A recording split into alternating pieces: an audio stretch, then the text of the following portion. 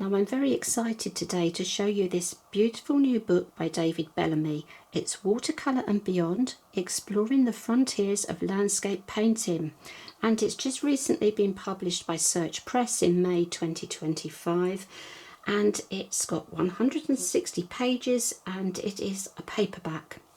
Now in this book David is going to move beyond pure watercolour and he's going to share with you 60 exciting techniques. He's moving into mixed media.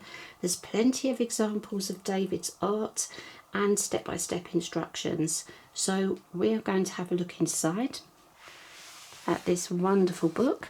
Now straight away we have a picture of David and an example of his artwork. David uses the most beautiful colours. I really am a huge fan of his work, and I know many of you will feel the same as I do and be eager to have a look at this book. So we start off with the contents, the introduction. We have foundations, exploring watercolour, so we've got some basic techniques here for you. So this book is suitable for someone who is a complete beginner because you've already got your basic techniques. And then we move into the Artist Explorer, developing your painting style. Now I know this is something that lots of people struggle with.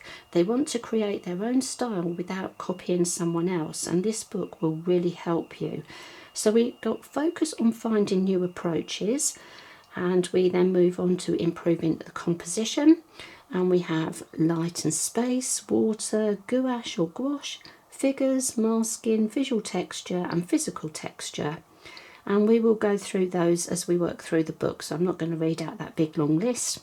And then we move on to fresh directions, interpretation and alteration, and then new routes beyond wall art. So this is quite an interesting thing to add. So we start with the introduction, and I always say read the introduction because the artist will explain to you the aim of the book. And again we have beautiful examples of David's work in here. So we start with foundations, exploring watercolour. So this is the principles of pure watercolour. So this is a foundation that you need before you start experimenting. You need to understand pure watercolour. So we start off with simplicity, what to paint. We've got preparing paint. We've got some starting points, and these, look out for these circles throughout the book with little close-ups of different things that David is explaining to you. Here we have spattering. We've got washes, and we have these key points throughout the book as well, so that's always really helpful. And the power of monochromes. And you can see here David will have little points here where he explains how the painting was actually created. And we move into texture, granulation. I love granulation, wonderful. And then we have working with harmonious colours. You see this beautiful effect here. Moving into full colour, wet in wet, dropping in colour. Colour mixing. Now colour mixing is great fun. It's not as difficult as you think. You just need to have a practice. It's like everything, you need to practice with your colours, and when you're mixing it's easy to make a mistake, but you will learn from your mistakes.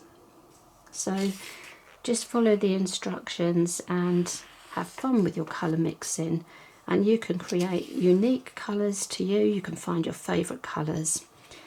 Now we have glazing here, the magic of a glaze, sketching and reference, sketching in colour, working outside, and we've got composition, using masking fluid, and the Artist Explorer. So this is the fun bit, developing your own painting style.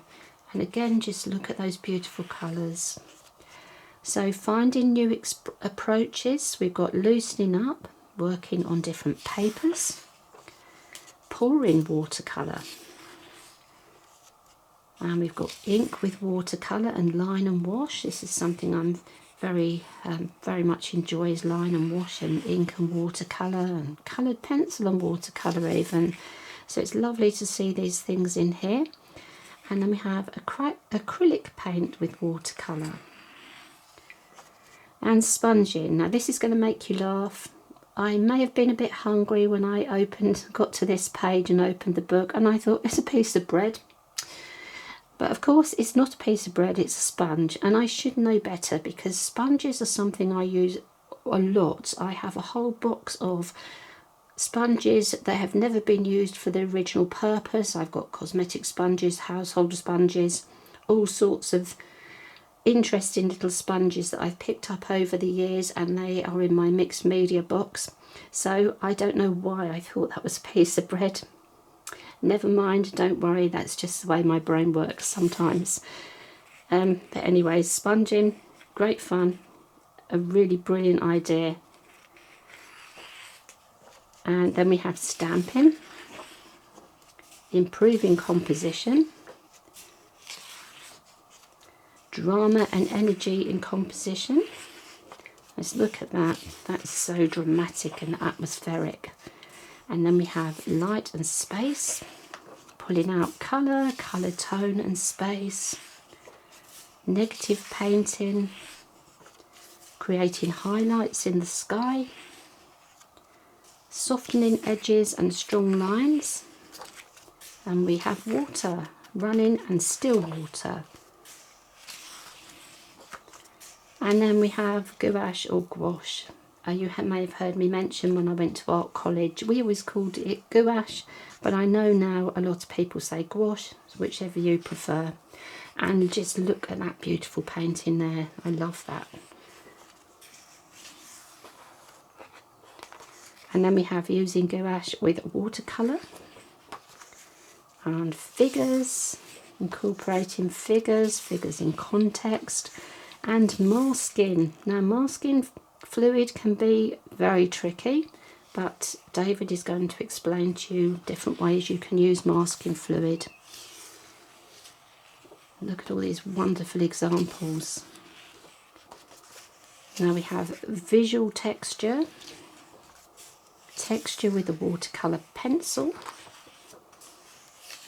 and plastic food wrap. Now I don't use food wrap very often. I've had a roll that I've had for probably about 10 years because I wash and dry and reuse it. But just, you know, don't think, oh, you can't use plastic food wrap. You can use it if you use it carefully, and you can create some wonderful effects with it. Now we have a super granulations with granulation medium. Now lots of people don't realise you can make your own granulation paints, but it's all in here, everything you need to know. And I just love the texture that you get with granulation in watercolour. Absolutely, look at it, it's beautiful. Now we have physical texture, different products you can use. Oh, the book doesn't want to open now. Let's get hold of this page here. Watercolour ground is something I've used. That's a wonderful product. And we have added objects. Now I used to do a lot of collage, so I do like adding things. We've got different products and papers and ways to create some texture with pastels, oil pastels, and look at this, tissue paper as a base. That is a fun texture, really love that. And then we have fresh directions, interpretation and alteration. Creative interpretation. Again, most beautiful colours here. Ghosting background features. Creating a looser approach. And look at this, creating patterns with found materials. A piece of like corrugated card, and we have this wonderful corrugated roof. That is just absolutely wonderful, genius, and look how brilliant that looks. So always keep your packaging materials when you buy any art supplies, because you can reuse them in lots of different ways. Now we have altering the light, shafts of light and textures, sunlight and texture, bringing the techniques together. Again, beautiful examples, alteration and rescue. So we've got improving your paintings, creating a new foreground, changing the perspective, fix problems caused by wax resist, and that can be tricky. Getting rid of a prominent eyesore, making good a disaster, and new routes beyond wall art. So David is mentioning different ways of using your art, that you could have a piece of art in a permanent local collection. You could use your illustrations for guidebooks or greetings cards, and so it doesn't just have to be a painting for on the wall. And here we've got illustrating family events, journal sketching, some more sketchbooks, recreating history with a steam train, and sadly it's the end. But this is such a wonderful book. I absolutely love it. Now I know we're only in May, but already this, I can tell, is my book of the year. Every year I try and find an outstanding book, a book that is going to last time, that's going to prove useful, helpful and beautiful. That's quite a challenge to have everything in one book, and I feel David has really achieved this with this book, because we've got all these wonderful techniques, we've got David's wonderful paintings, and I just think this is such a beautiful book. And even if you know some of the techniques, maybe you don't know all of them, you've still got new ways, because every artist works slightly differently. There isn't just one technique and one way to carry out a technique. There's lots of different ways. And so here we've got David sharing his way, and I think it is just such a lovely book. So if you are a fan of David, it really is a book that you should take a look at.